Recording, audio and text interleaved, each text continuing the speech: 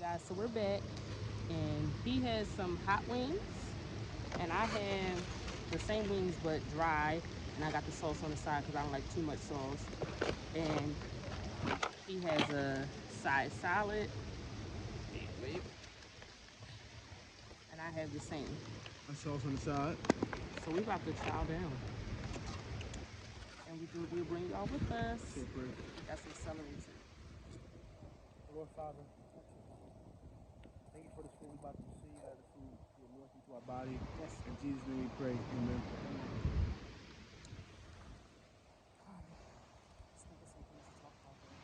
Let's think about some things to talk about. We should have had some questions or something.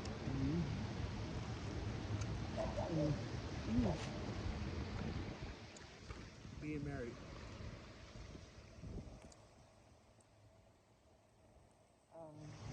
What about it?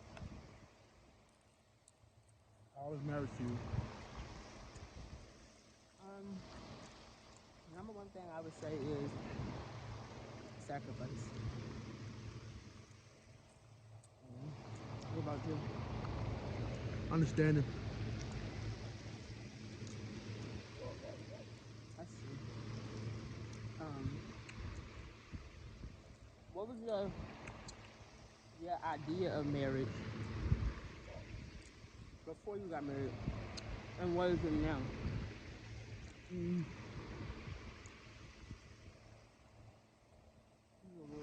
My idea of marriage was simple. I didn't think marriage was so much of a big responsibility. Right. Everybody said they want to get married, but not knowing that you take on everything.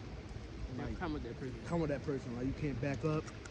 You can't try to quit. You got to try to be there and try and still date during marriage. So, being as though you haven't been married before, of course you're gonna come through some downfalls, some troubles, little disagreements here and there, because y'all still getting to know each other. Because before y'all met each other, y'all have total different lives, Right. and total different understandings. So, just compromising, understanding each other in certain ways, being patient, always love, and continue to date. Don't be like, it's because y'all married, you got her. Don't be like, oh, we can just chill away in the house. No, still be creative, because at the end of the day, that person can have a need to say, listen, I don't want to be boring. They can try to pursue other things, not saying they will, but don't get them that thought, because they get upset, y'all start arguing. Just trying to, the best way you could to eliminate arguments. Right. What's your most favorite thing about being married? Waking up to every morning.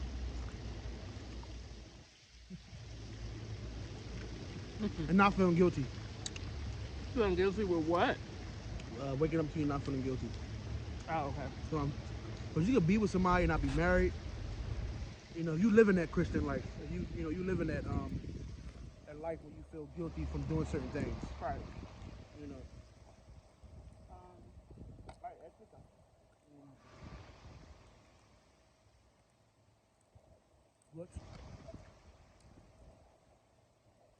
What's one of your challenges in marriage?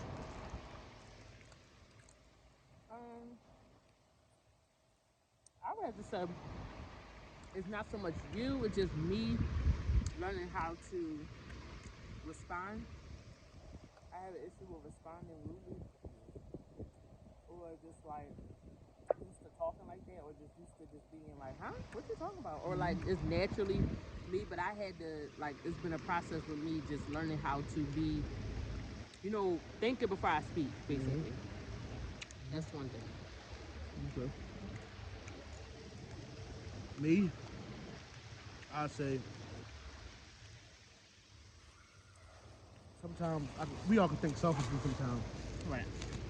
And just because we may be being there for that person, but thinking selfish could be you not taking care of business, you not make sure your family in the best interest. Right. Seeking God, not seeking God is being selfish. Not getting guidance. Being a leader. Right. As a man and the head of the house. So one of the times for me is not really manning up. Right.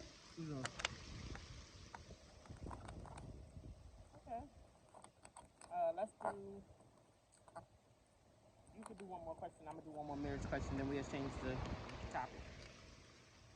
Go ahead.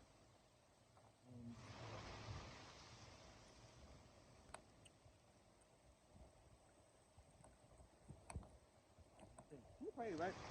Yeah. See that fruit? Okay.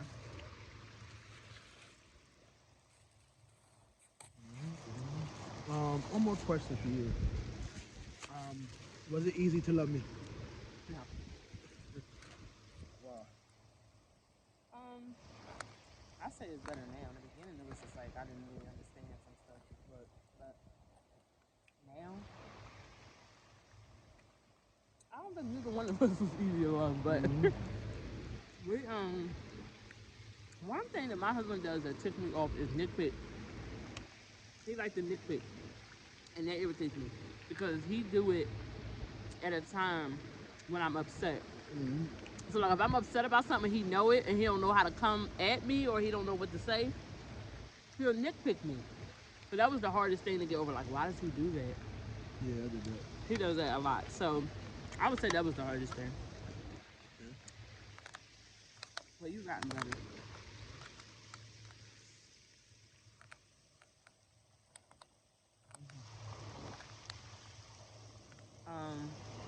We all eating. Right. It's my question. I'm hungry, y'all. Me too. It's good too. Um,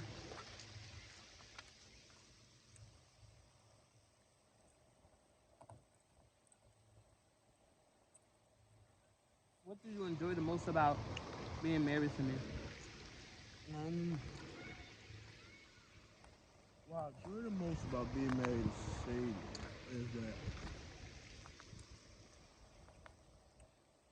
I'm looking forward to see where we going, where we heading. So that's why I'm in it. Like I'm in it for the longevity, you know. And I know every day she's developing, and I'm getting to know how much of a woman she's becoming. Right. And this unfolding why God wanted me to marry her. Right.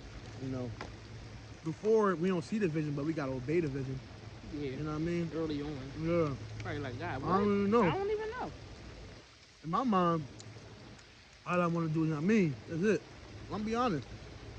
But I fell in love with her. It's not just about, you know, what she can offer to me. It's more than that. You know? All right. Let's change the topic.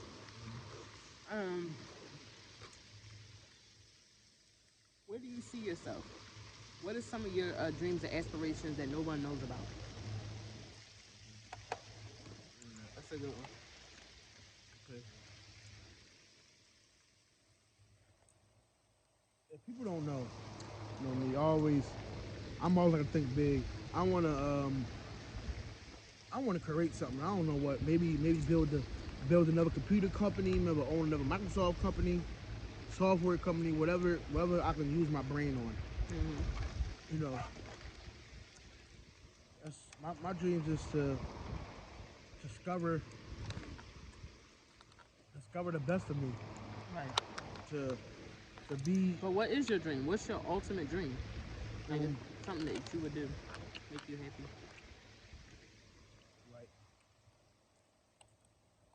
right thing. And live. Right thing. Right. Insane. But yours. Our business. Um, definitely sing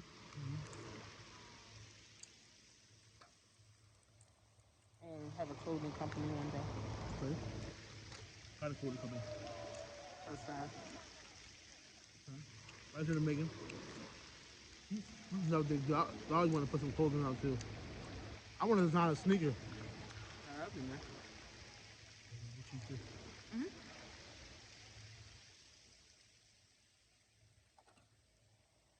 All right. Oh, you asked the next one. It don't have to be marriage. It could be something else.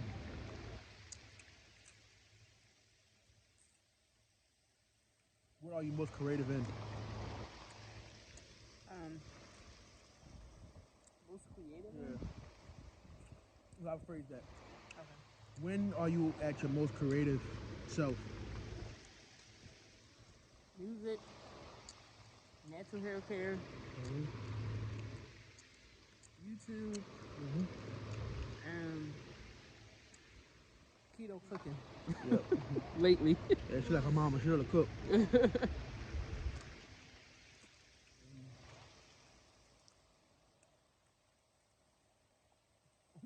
Come on, the what? What is your favorite keto dish to date? My favorite keto dish is when baby make her zucchini lasagna. So good.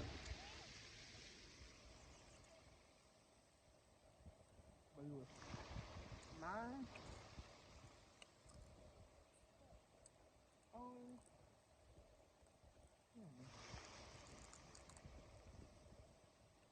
I would have to say lasagna too. I enjoy it. Oh, another. Baby made this South Bay steak yesterday. That was really good. That too.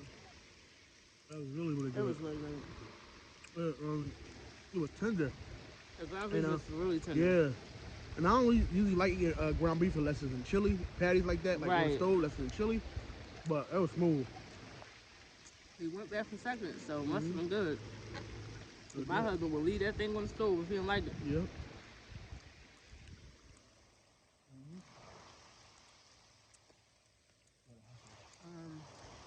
Alright. What you say? My eyes off. You wrong. Y'all see him? Trying to take my hat off. I leave my hat off. Let me stop. Hey, so he gave me a little bit. And it got the hot peppers in it. Y'all see the sauce? Ooh, it's good. I probably got on my shirt. Alright, it's your turn.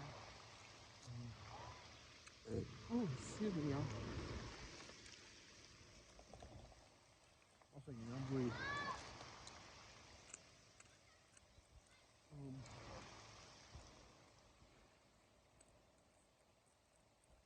What do you think your purpose is? To empower, to help other women, to sing gospel.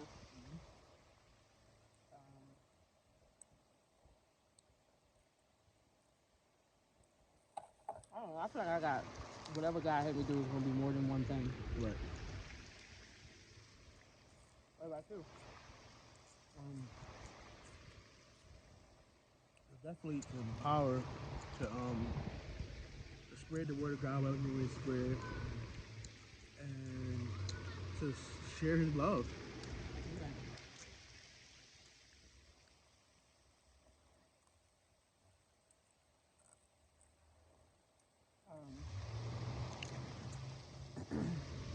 What made you follow Christ? Good question. Let me follow Christ. When I knew that He was the only one that can help me, what I was going through. When I was growing up, I was going through some things mentally, and I understand why I was going through it. And the mind forces attacking my mind, and I wanted to give up. You know, I was young. So one day, I just put on this gospel channel or what is this, Word Network? And Word Network. I remember the peace I got from watching that, and after I started watching that, those thoughts started going away, and the anxiety of wanting to take myself out was going away. Everything would start flowing, going away, and I realized, like, I was trying to figure out who's doing that, and I realized it was God, because they was preaching about God, and that helped me not to give up myself. To be transparent, I was a suicidal person. I'm sorry to get out there, but Sorry. man, What you got to be sorry about? but I didn't know who I won't say I didn't know who I was. I just didn't. Yeah, I would say that.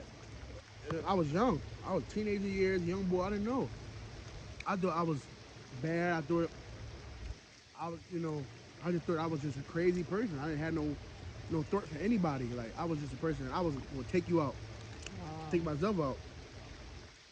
Until I found God, You know, I've been through some things in my life. We all did, Right. and God helped me. So that's why that's the reason why that I know God, because I know Him to help me. He grabbed me from where I was at, Yes. little by little. You better preach. Mm-hmm. Wow, the word network. My grandma used to make me Yeah, watch that. I watched. I was in the room. I said, I don't know why I'm having these demonic thoughts. I was gonna take myself out literally. I ain't had no way out. I was getting crazy thoughts. I was playing sport. I was active at night. I was trying to figure out. I was around friends. I was just, You wasn't by yourself, but you felt lonely. yeah. One day I couldn't. One day my friend came over. My mom fixed his breakfast on. And he looked at me. He said, why you not eating?" Mm-hmm. And then girls was playing.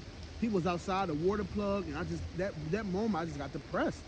I went down. I remember I had red shorts on and a white tee, haircut, fresh haircut. Sorry to bring that out, but my homie was like, "Yo, bro, what's wrong with you?" And my mom brought the food. It was time to eat, and I went to eat. I What went she to eat. said? She was like, "What's wrong?" I said, "I'll lay down." My friend Percy was there, so he wound up leaving because Cause I you was was acting acting like weird. that. He was like, "What's wrong with him?" I don't know.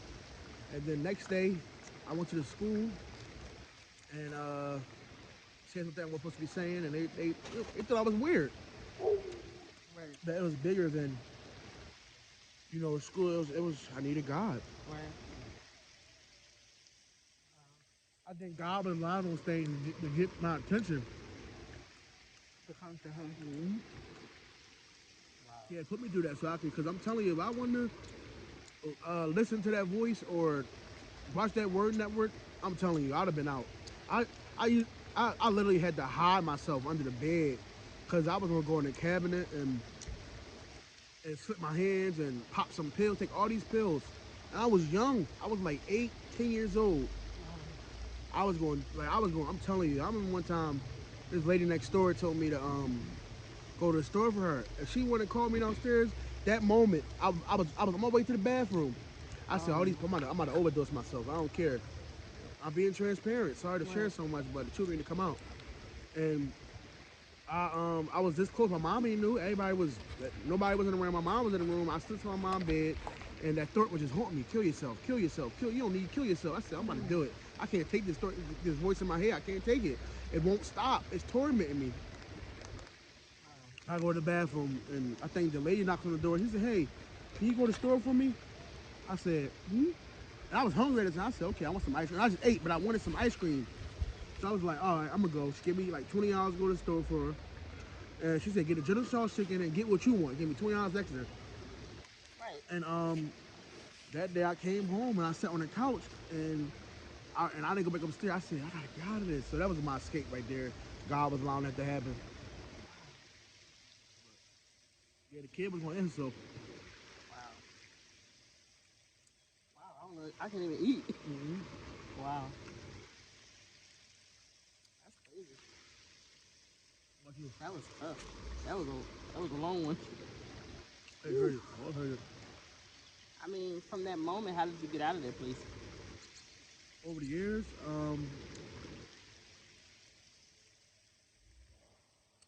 talking to God here and there, and starting songs.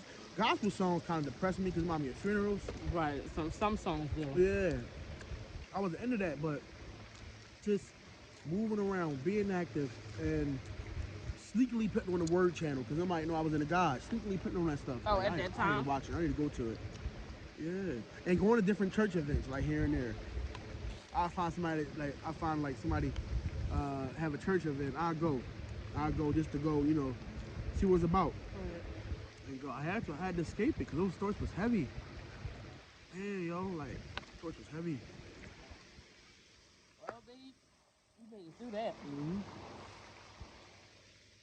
All right. Wow. How about you? That was a tough question. You gotta ask me a question. Same question.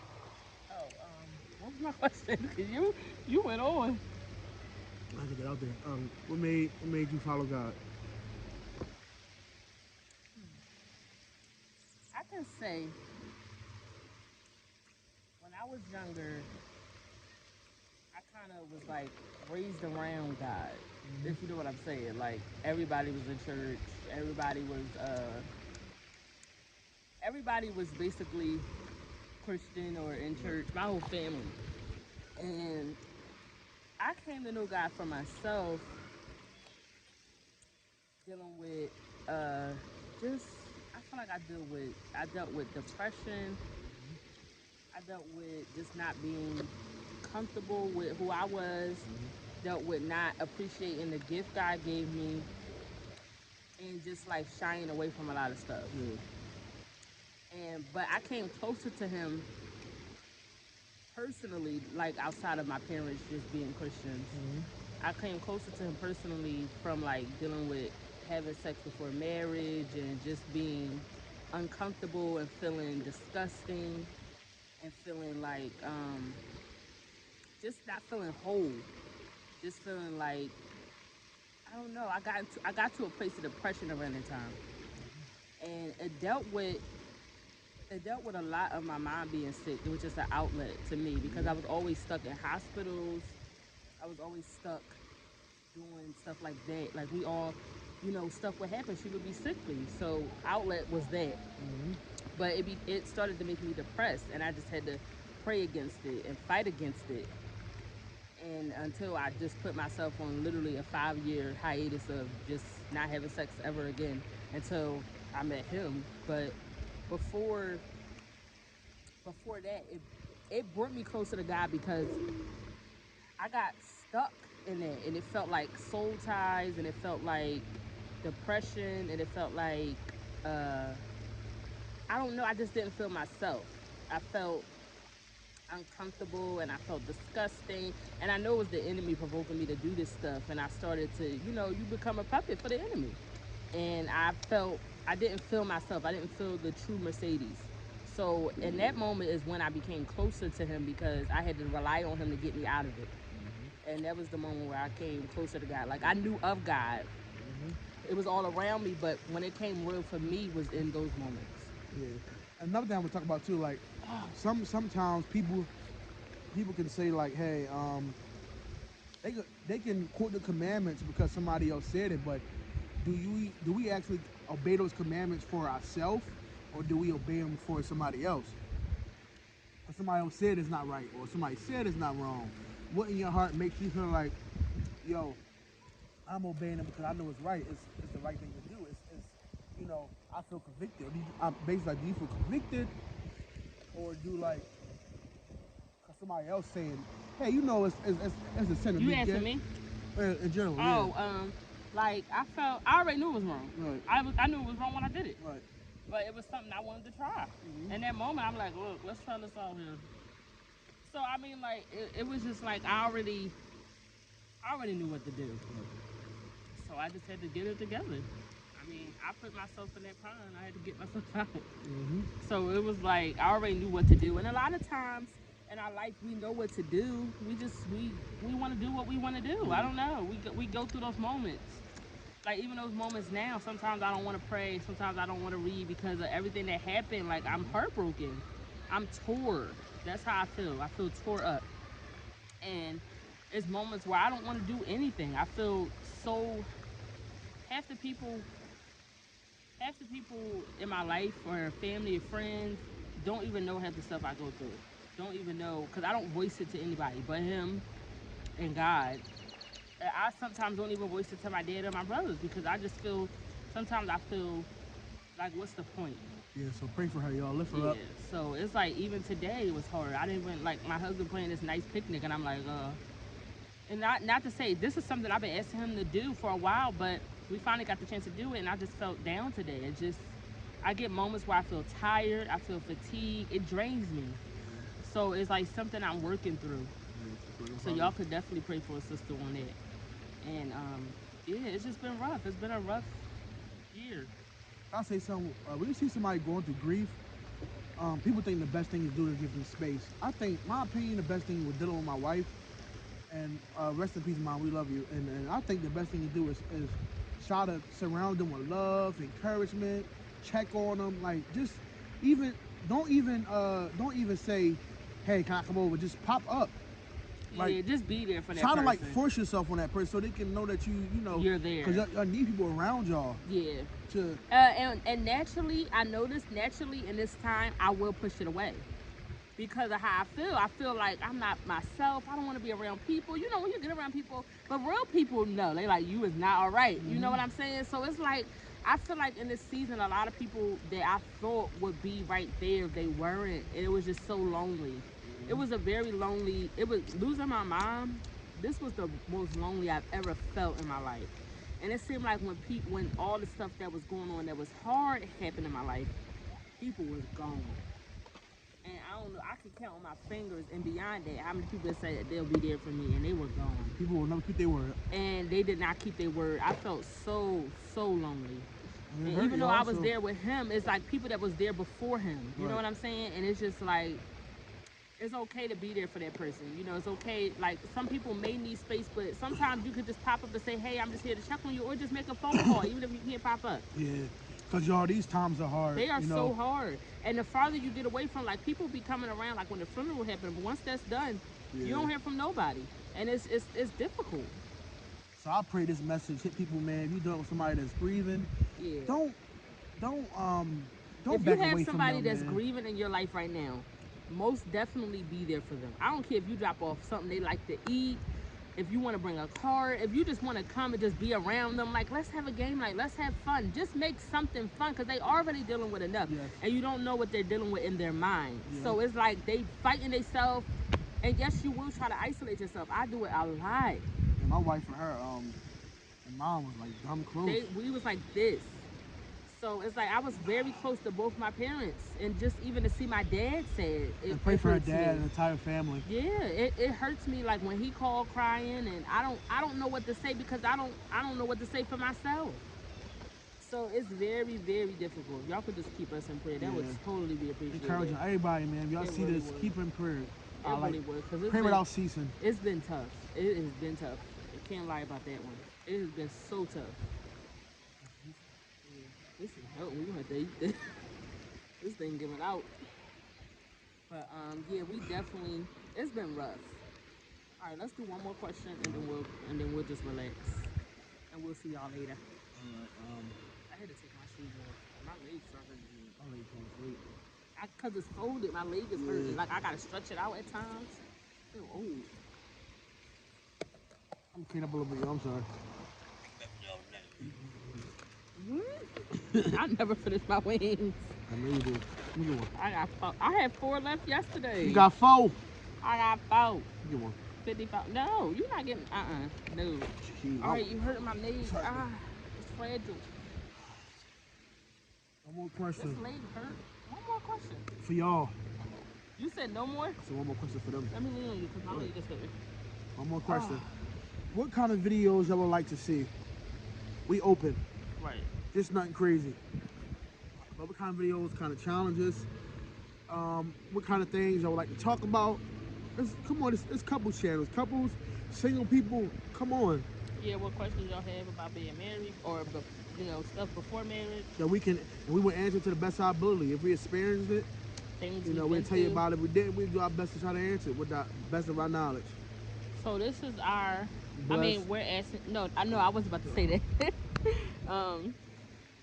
This is our question. You comment below some video ideas y'all would like to see, some questions y'all have for us that we can do a Q&A. Maybe we'll go on Instagram and put up a Q&A to answer on our YouTube to see what questions y'all send in. That might be a good idea. And what? And go from there. I guess he's ready to chill. But thank y'all for tuning into our channel today. We're so excited to be out here in this hot sun. I'm sweating, y'all. Yeah, I'm hot. Yeah, the sun wasn't beaming. Like what? Bacon grease. Yeah, guys, but thank y'all for tuning in. Thanks for tuning in to our Blessed Life. Stay tuned. Deuces, my Chris Brown voice.